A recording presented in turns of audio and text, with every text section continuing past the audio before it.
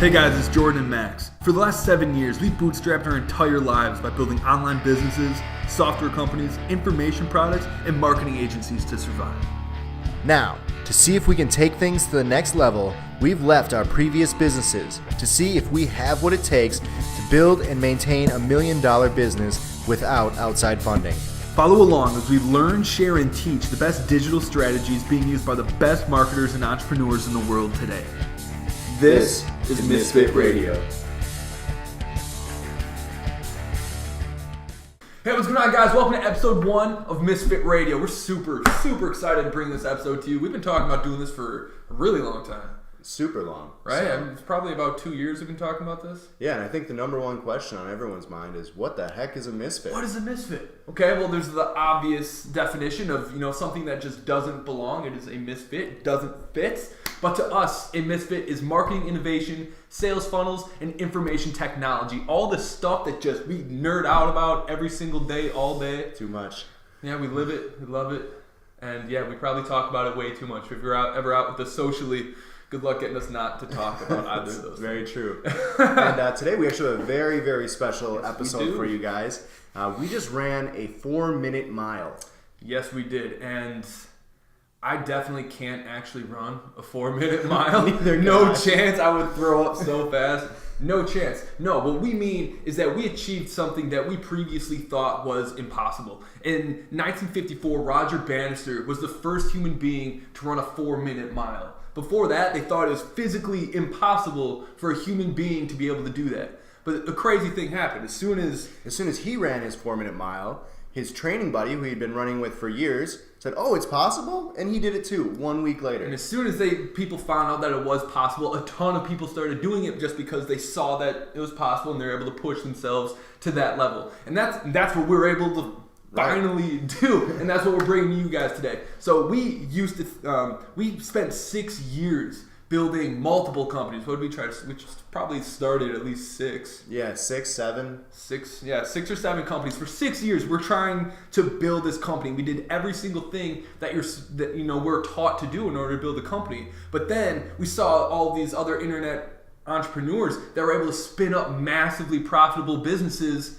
in a month, which is just crazy. It went against every single thing. Yeah, everything we learned was, how was he able to do this? We thought we were following the steps, the things we learned, and we weren't getting near those results. But then, just this week, not just this week, but this month, we're able to build a company that is now, every single dollar we're putting it in, it's spitting $4 out. And now we're having this profitable business that's automated, that's growing without us. And that is our 4-minute mile. That is the 4-minute mile. So to give you a little bit of backstory, there's 3 things that this journey has taught us that, God, if we knew 6 years ago, would have saved us a lot of time, a lot of despair. This would be our 6th 4-minute mile, most likely. Jesus, yeah. So the 3 things that we really wish that we knew when we first started entrepreneurship back in college was sell the thing before you build it. Okay, we'll dive into all of these. 2, sell the thing that sells the thing. And number 3, the Dream 100. These are 3 fundamental things that if you can get them right, you can launch a scalable, automated business in no time. Okay? So to give you a little bit of backstory on us, as I said, we started businesses since we were 19. Since we met each other in college. And we shot out like a rocket. We came out fast, and we thought we were doing everything right. We were winning business competitions. We at our college, they had competitions. There were a couple national competitions that we competed at and took away some prize money. And we thought, we were soaring. We were winning. We were the top of the class as far as entrepreneurship goes, and we had the attention of a lot of people. Yeah, we're doing every single thing that any internet entrepreneur does. They read all the books. They find a mentor that coaches them through it. We did every single thing that we're supposed to do, and yeah, we're getting good results in the eyes of business competitions, our universities, all the different business accelerator programs we're going in. According to the outline that they laid before us, we were doing really freaking good, and that luckily through those things we're able to fund ourselves. I think we raised close to $200,000 doing these things, but that was just basically money to keep us artificially in business. Yeah, okay? Life support. It was basically life support. And this is what we want to kind of warn a lot of entrepreneurs about. You don't keep yourself artificially alive through VC funding or business competitions, whatever it is. You need to learn to sell the thing before you build it, okay? Because what happened to us is we built this really, really cool software, actually. It was physical therapy software. It's called Health Connection, and then it became Health Snaps. But we knew it was a need in physical therapy. And, we did all the stuff the accelerator programs taught us we had to do. Go out and validate the idea. Right. Interview hundreds of physical therapists from all over the United States. We talked to our customers, people we thought were our customers, and every time we got some good feedback. It was, like, oh, I really like what you're doing here. I could use that. Or if you just add this one thing. And, we thought it was the right way. We were getting positive feedback, but it turned out to be a little bit of a trap. Yeah, here's the worst part, because these programs that have you go out and, get validation that people would buy this thing from you. So we'd go out and be like, would you buy this? Would you sign this piece of paper that says you will buy it? And, everyone says, of course they will. But then when you actually build it, they don't freaking buy it. Okay? So lesson number 1, make sure you sell the thing before you build it. Otherwise, you're going to end up building something. It's waste a ton of freaking time, and you're never actually going to sell the thing. So basically, we were doing really well on paper, but the business wasn't doing good. That forced us to constantly put on a facade that we're, this really successful growing business. Whenever we're in these accelerator programs for under mentors or investors, and we'd have to put on this like fake persona that everything's just great. It's kind of like that meme of the dog that's sitting in a room, the whole place is on fire, drinking tea, and he's just like, this is fine. That's what early stage entrepreneurship is. If you're going through the traditional model of getting accelerators, investors, all that stuff, and it's exhausting. Yeah, not to mention the $200,000 that we raised was all for our company. That was not for us. Yeah, we didn't pocket it. That just kept us alive. So we were personally still struggling to pay bills, get groceries, just feed ourselves and take care of ourselves. It became a real struggle really quick. Yeah, so and we're doing this for 6 years. So 6 years, we weren't really paying ourselves. The business was covering like just enough to pay our bills and stuff. So on the outside, we had to constantly be making people believe it's like everything's going great. Especially like when parents, relatives, friends, everyone asks, you just got to be like, oh no, it's going really good. We're rocking. Right? It's kind of like, oh, that's another great meme of Rambo where he's like, everything's fine. Like, oh, I love that one. But basically, in a nutshell, everything on the outside looked really great, but building the business, doing all the things that we're taught and trained to do, just weren't working nearly fast enough. We're growing. We're growing really well towards the end of that business, but it just wasn't enough to be sustainable or to actually just to be able to live like human beings. So it came down to this. We were running out of money, and we had the only way to finance everything was to raise around and take on investment. And we had offers. We had a lot of offers, but every single one wanted like one of our legs to do it. Right. Yeah. I think the first offer we got, we were excited because we got the letter and it said, congratulations, and we're hyped up, and then they said, we want 50% of your company. It's like, are you no. No way. It's crazy. It's like literally like taking on an investment at the stage we're at. Like, yeah, we're making money, we're positive, we had a lot of customers, but like the only way we could survive is if we give you half of this thing that we literally sold our lives for the last 6 years. It's like, not a chance. Are you kidding me? No way. I'd rather see it dead than some person that doesn't understand the business, understand me, or understand where the future of, like the customer experience we're trying to create goes. Like, we're not going to give someone like that control over us or our business. No freaking way. Not a chance. So we had to come to this, we had to be really honest with ourselves and, swallow the hard pill of, we've been doing this for 6 years, and although we've learned an insane amount of stuff along the journey, we met incredible people and got to experience things that most people don't get to experience. We had to accept that we had nothing to show for it when it really came down to it. Right, and that was a very dark week for us. I remember, talking about that decision over and over again, that, we looked at the whole journey from start to end, And 6 years later, we basically had nothing. We had some customers, we had a cool product. Really cool product. But the systems, the revenue, the things, they weren't there, So ultimately, we ended up shutting down that business, which was a defeat for us, no doubt, but definitely a learning experience. And I really believe personally that it opened the door to our 4-minute mile. No doubt.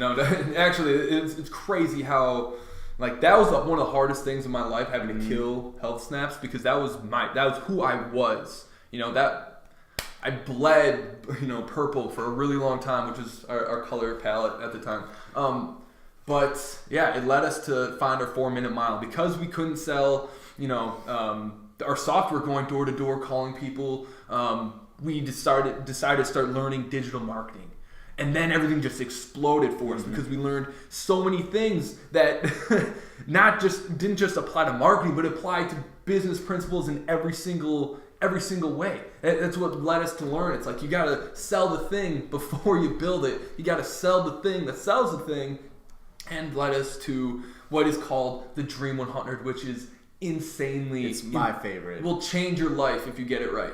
So our new mission became, we're not only going to be the best sales funnel builders and online marketers there are, but we're going to teach absolutely every single person that'll listen to us so that they can bypass all the crazy stuff that we had to go through to get to where we are right now. Exactly. I think if we can save just one person from the 6 years of mistakes we made, even though it was a great learning experience, we can save just one person from those 6 years.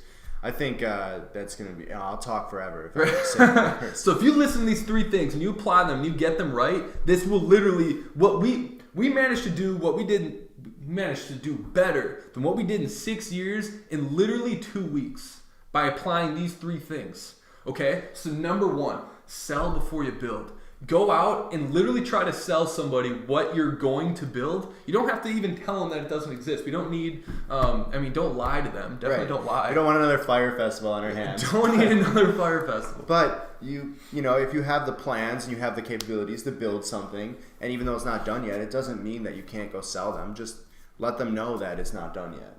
Exactly. So what we built in 2 weeks, we weren't even sure what it was going to be. We knew that we were going to load a flash drive full of incredibly valuable information. We just didn't know what that information was yet. Right. So we built a bunch of landing pages, drove traffic to those landing pages, and saw, okay, which offers that we made up are people buying. Right. And then literally, didn't expect this to happen, but a lot of people bought the USB that basically taught people how to improve your Google quality score, how to write Facebook ads, and how to get better 5-star reviews. Right.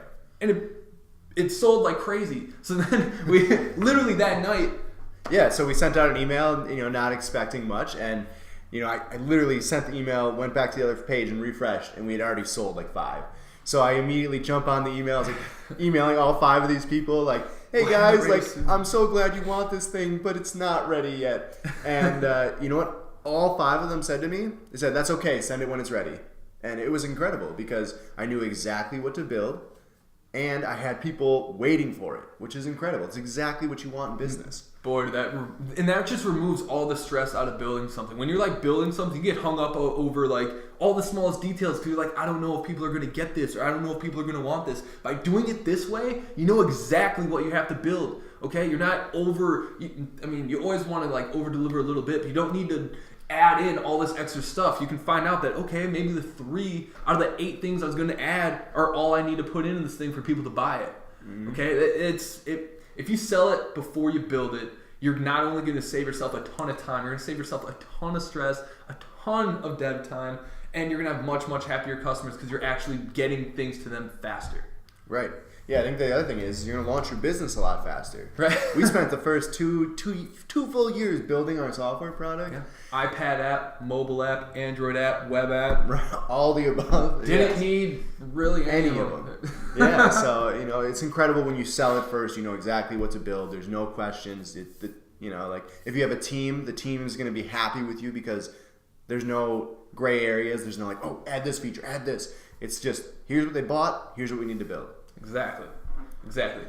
This takes us to number 2, sell the thing that sells the thing. I see so often that people are trying to convert people to, let's say, physical therapy. Like, everyone's trying to sell physical therapy when most people don't even know what it is, and they definitely don't know you. They don't have a relationship. They don't trust you yet. You need to sell something that has lower, is a lower barrier to entry that can indoctrinate them and warm them up to buying it. And you can sell them something that's going to convince them to buy your physical therapy rather than you trying to convince them. It allows them to kind of sell themselves. Yeah, exactly. And I think we also made this mistake in our first business. Definitely. We were cold calling physical therapists like, hey, buy my enterprise software.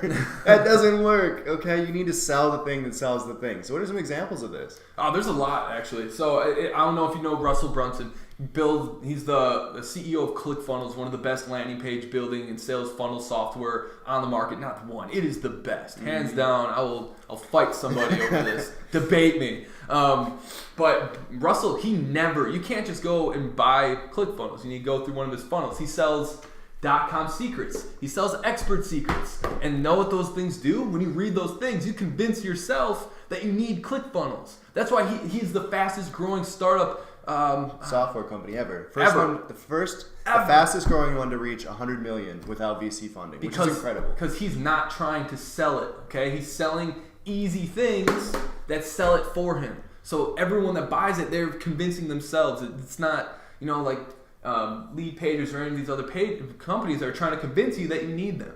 He sells little things that allows his users to convince themselves that they need it. Exactly. I think another great example to keep this simple, like, let's talk about guitars. A nice guitar costs $200, $300, probably way more. I don't really know. But what people buy is you can sell them a guitar pick, right? If someone buys a bunch of guitar picks from you, say, probably buy guitars. $2 for 10 guitar picks, they probably play guitar. They might be someone that you could sell guitars to. Okay, so if you sell the guitar pick, very easy sale to make because everyone buys guitar. Everyone that plays guitar buys guitar picks. So if you sell a bunch of guitar picks, have this highly targeted and warm audience of people that also buy guitars. Okay, so now it's really easy to sell them a guitar because they've already bought from you before.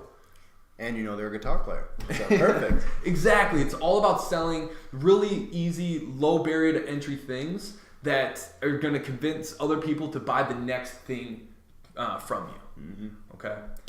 Now, number 3, this is the most important. This is the biggest thing I've ever learned. This is for any business owner. This applies to everyone. If you're not doing it, you need to start because there's nothing in marketing that gets you better ROI. And it's just if Facebook ads, Google ads, and just online advertising in general drives you freaking nuts, this can save you. Okay. And I'll say, if you haven't started a business or you're just thinking about it, this is the fastest way to just make that thing skyrocket. The Dream 100. So basically how this works, so you need to compile a list of the 100 people that your business would benefit the most if they were promoting or working with you. Okay? So what this allows you to do basically is, traditionally in marketing, you have to create ads and create content to go and build lists of potential candidates for you. You're trying to filter out the people that are your ideal candidates from the millions of other people that are on the market. The concept of the Dream 100 is to go and find businesses that already have those lists. Exactly. So I think the most classic example of someone who mastered this is Bill Gates at Microsoft, right? So every college university student needs to type papers, they need to do spreadsheets, but college students are broke, right? They don't have money to pay for your expensive software. Yep. So what does he do? He goes out and he talks to every single university in the United States, gets them to license his software for all their students.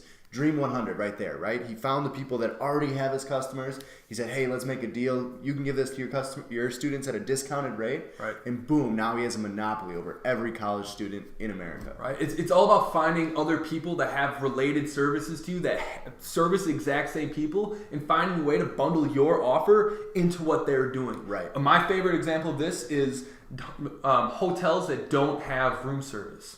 Okay, that's a pretty big differentiator that means a lot to a lot of people. If you don't have room service, I don't know, I'm probably not going to go to you. So recognizing that this is a flaw that a lot of hotels have, Domino's went to every single hotel and said, hey, if you allow us to put our Domino's logo on your key cards, we will service every single one of your clients and we'll bring the pizza directly to their door. Mm-hmm. So now for the hotel rooms, this is great because now our clients are able to get room service and food delivered into their door, and now we stand out a little bit more from other people. But now Domino wins because now the hotel is referring every single one of their clients to their business. Okay, they don't have to run ads to capture all these people going to hotels. They just made a partnership with the hotels to send all of them to them anyway. Right, exactly. And there's 1,000 million examples of Dream 100. But let me tell you guys, it will launch you so fast. I mean, you find the right person, and you'll find people that you both benefit. Like the hotel and Domino's, that's a win-win right there. Right, it's all about win-win situations. Right, and as soon as you find those with people who are already working with your customers, your authority goes way up. You're going to get that whole list. It's incredible, and it's a super fast way to launch your business. And if you do it right, it's free, which is incredible. Right. So if we went back and applied this 6 years ago, I did cold calls, I did cold walk-ins, I did every painful and grueling sales tactic you can possibly imagine. And it was all a waste of time because people don't know me. They're not just going to buy software from me. But this is what everyone's doing. So if you're an internet or a software entrepreneur and you're building software or any product for that matter, instead of building ads, if you don't have a lot of money to finance any kind of advertisement, go find somebody that already has a list of the exact people that you're trying to market and figure out how you can help each other. Don't ask them to promote this to their list. Ask what you can do for them. Right. Give them as much value. Spoil them with your attention. Send them things. And just be constantly bugging them with how much you want to help them and provide them value. And figure out what it's going to take to get them to have some sort of win-win situation with you where they can promote your stuff to their list. Right. I think some of our biggest wins personally are just getting on Facebook Live with people in the industry. Simple as providing value by teaching their audience something that you're really good at. You teach their audience, you're in front of their audience with them, and then you can talk about what you do at the end of that, and then Dream 100 right there in action for free on Facebook in about 30 minutes. Right. Another one. Find another Facebook group that has all of your exact your ideal clients. Ask them if you can guest blog for them. Write a blog because now your name's in front of their entire list, which previously, let's say they have a list of 10,000 people, you probably have to spend an insane amount of money to get your blog in front of those people. Now, for free, you wrote a blog for this person. Now it's in front of all these people for free with giving you credibility because you're running off of this influencer that built that list. Exactly. Okay, really, really important stuff. So if you're a practice owner, a software developer, or any kind of entrepreneur, you can do this. Go find someone that already has your list of candidates and figure out if you can write a blog for them, if they'll do a Facebook Live with you. Anything that you can do for them that it provides value to their list. See if they'll allow you to do it. Yeah, and I think you'll find that it's really not that hard to get a yes. Right. No. People want to bring people in to help their list even more. So if you can provide value to their list, they're going to allow you to do it. But not if you're doing it expecting to get something. You have to go in there with the sole intention of giving them value. Right. If you keep giving value up front, it's going to be reciprocated. Right. 100%. Exactly. And that's Dream 100. That's the Dream 100. So I hope you guys really enjoyed this episode. We're really excited about getting our first one out. So stay tuned for more Misfit Radio.